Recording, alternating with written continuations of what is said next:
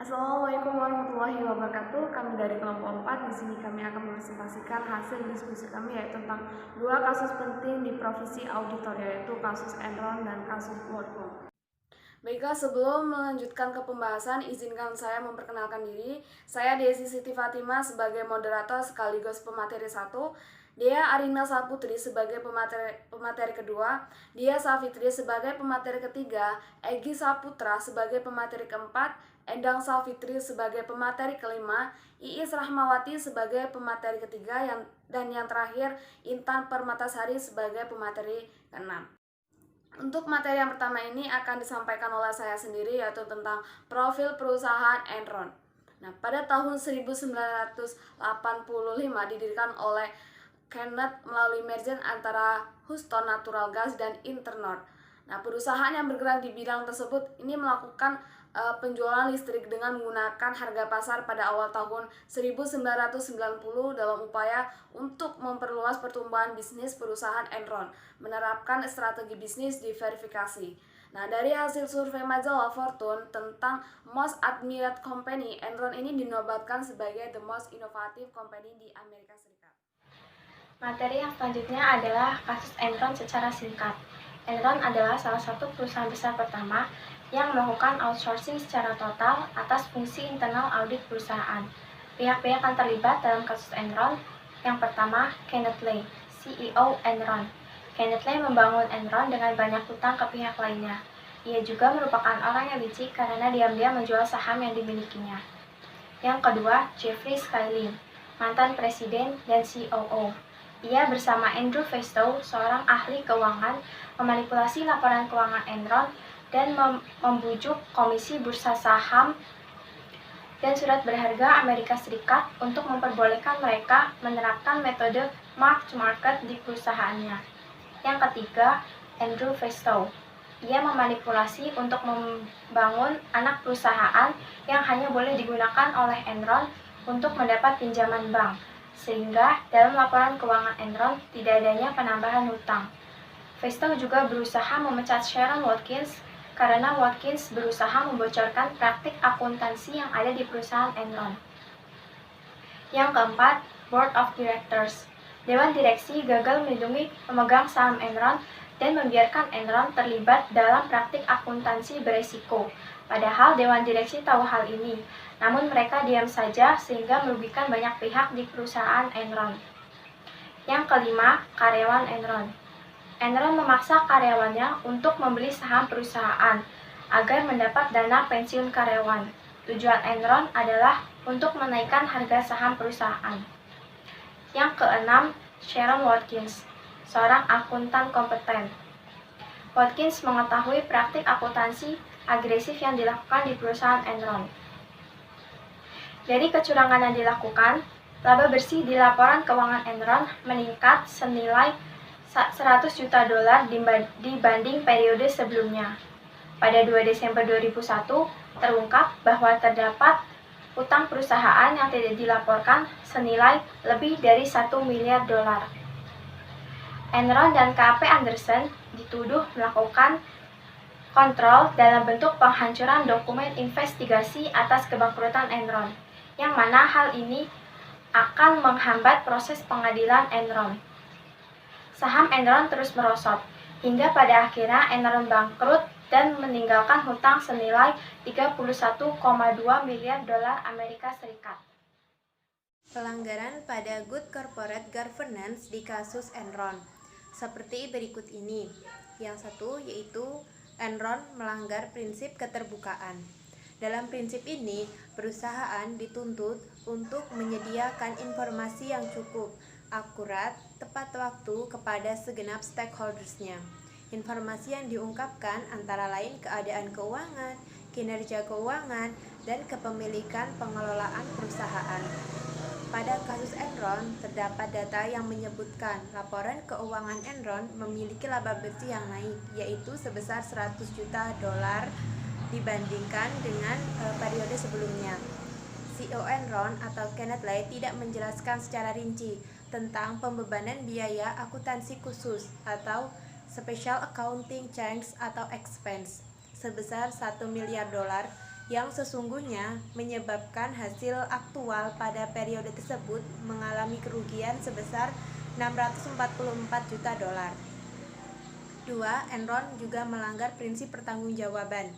Bentuk pertanggungjawaban perusahaan adalah kepatuhan perusahaan terhadap peraturan yang berlaku, misalnya pajak, hubungan industrial, kesehatan, dan keselamatan kerja, perlindungan lingkungan hidup, memelihara lingkungan bisnis yang kondusif. Dalam kasus ini, Enron seakan sengaja memberikan dana pensiun yang sebagian besar diinvestasikan dalam bentuk saham. Dan dengan adanya kasus ini, harga saham Enron terus-menerus turun sampai hampir tidak ada nilainya. 3. Adanya pelanggaran prinsip kemandirian. Prinsip ini mensyaratkan agar perusahaan dikelola secara profesional, tanpa ada benturan kepentingan dan tanpa tekanan atau intervensi dari pihak manapun. Pada kasus ini, Enron melanggar outsourcing secara total atau fungsi internal audit perusahaan, sehingga dengan mudahnya konflik kepentingan terjadi, di mana audit yang seharusnya dilakukan dengan profesional dan objektif, namun demi keuntungan, maka audit dilakukan tanpa menggunakan prinsip yang berlaku. 4. Adanya pelanggaran pada prinsip kewajaran. Prinsip ini harusnya memberikan perlakuan yang adil dan setara di dalam memenuhi hak-hak stakeholder, di mana yang timbul berdasarkan pada perjanjian peraturan perundang-undangan. Pada kasus Enron, perusahaan mengizinkan terjadinya transaksi-transaksi berdasarkan informasi yang hanya bisa diakses oleh pihak dalam perusahaan atau insider trading, yang termasuk dalam kecurangan yang tidak memberikan perlakuan yang adil terhadap stakeholder perusahaan. 2. Kasus WorldCom. A. Profil perusahaan WorldCom. WorldCom adalah sebuah perusahaan penyedia telepon jarak jauh. Selama tahun 1990-an, perusahaan ini melakukan akuisisi terhadap perusahaan telekomunikasi lain. Akuisisi yang paling besar terjadi pada 1998 pada saat WorldCom mengambil alih perusahaan MCI, yaitu perusahaan kedua terbesar di Amerika Serikat yang bergerak pada bidang telekomunikasi jarak jauh, yang mengukuhkan posisi WorldCom menjadi operator nomor 1 di dalam infrastruktur internet. WorldCom adalah salah satu pionir di balik boomingnya telekomunikasi di Amerika Serikat, yang menjadi besar karena mengakuisisi banyak perusahaan-perusahaan kecil. Akuisisi itu membuat WorldCom yang hanya berskala kecil menjadi melejit menjadi perusahaan yang berskala dunia. Namun pada saat yang sama, WorldCom terbebani hutang sebesar 30 miliar dolar Amerika Serikat. Akan menjelaskan kasus mengenai WorldCom secara singkat. Pada tahun 1990 terjadi masalah fundamental ekonomi pada WorldCom, yaitu terlalu besarnya kapasitas telekomunikasi. Masalah ini terjadi karena pada tahun 1998 Amerika mengalami resesi ekonomi, sehingga permintaan terhadap infrastruktur internet berkurang. Hal ini berimbas pada pendapatan WorldCom yang menurun, sehingga pendapatan ini jauh dari yang diharapkan. Padahal untuk biaya akuisisi dan untuk membiayai investasi infrastruktur, WorldCom menggunakan sumber pendapatan dari luar atau utang. Pada awal tahun 2000, perusahaan komunikasi tersebut sudah mengalami kemerosotan yang disebabkan oleh dot-com bubble. Pendapatan mengalami penurunan dan utang semakin banyak. Nilai saham juga terus mengalami penurunan. Melihat kondisi tersebut, Bernard Ebbers sebagai CEO, Scott Sullivan sebagai CFO, dan David Mayer sebagai auditor senior memutuskan mengambil langkah yang keluar dengan cara mengubah laporan keuangan. Ada dua cara yang mereka tempuh. Pertama, mereka membukukan atau land cost sebagai pemasukan, padahal pada kenyataannya merupakan pengeluaran. Dan yang kedua, mereka meningkatkan pendapatan dengan entry akun palsu yang ditulis sebagai akun pendapatan perusahaan yang tidak teralokasi. Dengan memindahkan akun beban kepada akun modal, WorldCom mampu menaikkan pendapatan atau laba. WorldCom mampu menaikkan laba karena akun beban dicatat lebih rendah, sedangkan akun dicatat lebih tinggi karena beban kapitalisasi disajikan sebagai beban investasi. Pada 20 Juli 2022, WorldCom mengikuti program proteksi kebangkrutan sementara dari Departemen Kehakiman Amerika Serikat. WorldCom melaporkan counter sebesar 103 US dolar miliar dengan total utang dolar 41 miliar. Kebangkrutan WorldCom merupakan kebangkrutan yang paling besar di Amerika Serikat. Pada tahun 2004, WorldCom berubah menjadi MCI dan CEO WorldCom, diganti dari Ebers menjadi Johan Sidgmore. Scott De Solvian didakwa dengan hukuman penjara maksimum 25 tahun penjara, sedangkan Ebers didakwa dengan hukuman penjara lebih dari 25 tahun. Materi yang selanjutnya yaitu disahkannya SOX. Pengumuman oleh WorldCom tentang manipulasi laba akuntansi secara besar-besaran telah memukul pasar modal, e-media, dan juga politisi. Maka pada tanggal 30 Juli 2002 disahkanlah Sarbanes-Oxley Act, yaitu undang-undang baru yang mengatur reformasi tata kelola. Nama Sarbanes-Oxley sendiri diambil dari dua orang politisi.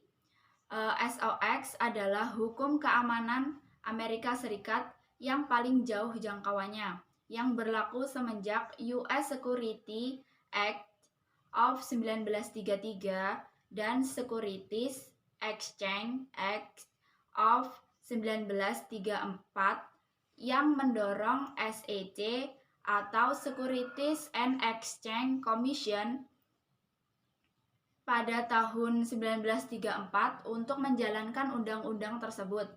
Banyak ketentuan SOX memerlukan implementasi tindakan SEC dan studi lebih lanjut untuk memperoleh jalan yang terbaik sebagai pedoman masa depan. SOX telah menciptakan sebuah kerangka kerja peraturan internasional bagi perusahaan dalam mencari akses ke pasar modal Amerika Serikat dan auditornya. SOX menetapkan standar baru pada tata kelola yang akan diterapkan pada semua perusahaan-perusahaan yang terdaftar di SEC, yaitu yang terdaftar di Bursa Saham Amerika Serikat, termasuk perusahaan asing besar yang terdaftar di Bursa Amerika Serikat. Lebih dari 200 perusahaan besar di Kanada dan banyak perusahaan internasional besar lainnya harus mematuhi peraturan ini. SOX juga menetapkan kerangka kerja baru untuk profesi akuntansi Amerika Serikat yang menggantikan peraturan diri oleh profesi dengan Public Company Accounting Oversight Board atau PCAOB. PCAOB akan mengawasi semua KAP yang mengaudit perusahaan yang telah terdaftar di SEC, seperti halnya peraturan akuntansi dan pengungkapan perusahaan-perusahaan tersebut. Bencana keuangan sebelumnya termasuk kegagalan tata kelola Enron, Arthur Andersen, dan WorldCom meningkatkan kesadaran diri Amerika Serikat, Kanada, Australia, dan Inggris bahwa kerangka tata kelola harus diperbaiki lagi. Secara khusus, dalam rangka menghadapi krisis kredibilitas tata kelola dan mengembalikan kepercayaan dalam sistem pasar modal perusahaan saat ini. Tindakan yang dibutuhkan untuk memenuhi harapan masyarakat mencakup hal-hal yang pertama, klarifikasi peran, tanggung jawab, dan akuntabilitas dari Dewan Direksi, subkomitenya, para direktur pribadi, dan auditor. Yang kedua, memastikan bahwa para direktur memiliki informasi yang cukup mengenai rencana dan kegiatan perusahaan, kecukupan kebijakan, dan pengendalian internal untuk memastikan kepatuhan dan kepatuhan aktual, termasuk keprihatinan para whistleblower. Whistleblower adalah saksi pelapor atau orang yang memberikan pelaporan atau kesaksian mengenai suatu dugaan tindakan pidana kepada aparat penegak hukum dalam proses peradilan pidana. Yang ketiga, memastikan bahwa direktur memiliki kompetensi keuangan yang memadai dan keahlian lainnya yang diperlukan. Yang keempat, memastikan bahwa laporan keuangan akurat, lengkap, dapat dipahami. Yang kelima, memastikan bahwa standar akuntansi memadai untuk melindungi kepentingan para investor. Dari kasus tersebut, secara kasat mata, kasus tersebut terlihat pelanggaran terhadap 5 prinsip etika profesi, yaitu yang pertama, adanya pelanggaran prinsip tanggung jawab, yaitu pihak Arthur Andersen sebagai sebuah kantor akuntan publik tidak dapat memelihara kepercayaan masyarakat terhadap jasa profesional seorang akuntan, dikarenakan mudah tergiur oleh bayaran yang besar dari Enron untuk bersikap menilai secara baik perusahaan Enron yang ternyata dalam kondisi buruk. Yang kedua, adanya pelanggaran pada prinsip kepentingan publik, yaitu perusahaan kurang memegang teguh kepercayaan masyarakat. Perusahaan hanya semata-mata bertanggung jawab pada kepentingan klien dan tidak menitik beratkan pada kepentingan publik. Yang ketiga, adanya pelanggaran pada prinsip objektivitas. Seharusnya setiap anggota harus menjadi objektivitasnya dan bebas dari benturan kepentingan dalam pemenuhan kewajiban profesionalnya. Yang keempat, adanya pelanggaran pada prinsip integritas. Prinsip integritas mengharuskan anggotanya untuk bersikap jujur dan terus terang tanpa harus mengorbankan rahasia penerima jasa. Yang kelima, adanya pelanggaran prinsip profesional, yaitu pihak perusahaan yang seharusnya berperilaku yang konsisten dengan reputasi profesi yang baik dan menjauhi tindakan yang dapat menjatuhkan perusahaan. Yang ketiga, dampak akibat kasus Enron dan WorldCom. Kasus ini mempunyai implikasi terhadap pembaharuan tatanan kondisi maupun regulasi praktik bisnis di Amerika Serikat. Antara lain yaitu pemerintah Amerika Serikat menerbitkan Sarbanes-Oxley Act atau SOX untuk melindungi para investor dengan cara meningkatkan akurasi dan reliabilitas pengungkapan yang dilakukan perusahaan. Perubahan-perubahan yang terdapat dalam SOX antara lain, yang pertama, KAP dilarang memberikan jasa non-audit kepada perusahaan yang diaudit. Yang kedua, KAP membutuhkan persetujuan audit komite perusahaan sebelum melakukan audit. Yang ketiga, melarang KAP memberikan jasa audit jika audit partnernya telah memberikan jasa audit tersebut selama 5 tahun berturut-turut kepada klien tersebut. Yang keempat, KAP harus segera membuat laporan kepada audit komite yang menunjukkan praktik akuntansi yang sesuai standar ketentuan akuntansi. Yang kelima, KAP dilarang memberikan jasa audit jika CEO CFO, Chief Accounting Officer, Controller Client, sebelumnya bekerja di KAP tersebut dan mengaudit klien tersebut setahun sebelumnya. Dari kasus tersebut dapat kami simpulkan bahwa Enron dan KAP Arthur Andersen sudah melanggar kode etik yang seharusnya menjadi pedoman dalam melaksanakan tugasnya dan bukan untuk dilanggar. Mungkin saja pelanggaran tersebut awalnya mendatangkan keuntungan bagi Enron, tetapi akhirnya menjatuhkan kredibilitas bahkan menghancurkan KAP Arthur Andersen. Dalam kasus ini, KAP yang seharusnya bisa bersikap independen tidak dilakukan oleh KAP Arthur Andersen. Karena perbuatan mereka ini kedua-duanya mendapatkan sebuah kehancuran di mana Enron dan bangkrut dengan meninggalkan hutang miliaran dolar, sedangkan KAP Arthur Andersen sendiri itu kehilangan keindependensiannya dan kepercayaannya dari masyarakat terhadap KAP. Dapat berdampak juga pada karyawan yang bekerja di KAP Andersen, di mana mereka menjadi sulit untuk mendapatkan sebuah pekerjaan akibat kasus ini. Dalam kasus ini juga dapat diketahui perilaku moral hazard, di mana manipulasi laporan keuangan dengan mencatat keuntungan. Padahal perusahaan ini mengalami kerugian. Manipulasi ini, keuntungan ini disebabkan keinginan si perusahaan agar saham tetap diminati oleh investor. Ini merupakan salah satu contoh pelanggaran etika auditor yang terjadi di Amerika Serikat, sebuah negara yang memiliki perangkat undang-undang bisnis dan pasar modal yang lebih lengkap.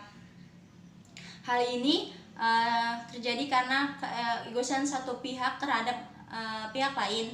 Dalam hal ini, pihak-pihak yang diuntungkan atas penipuan ini terhadap pihak-pihak yang tertipu.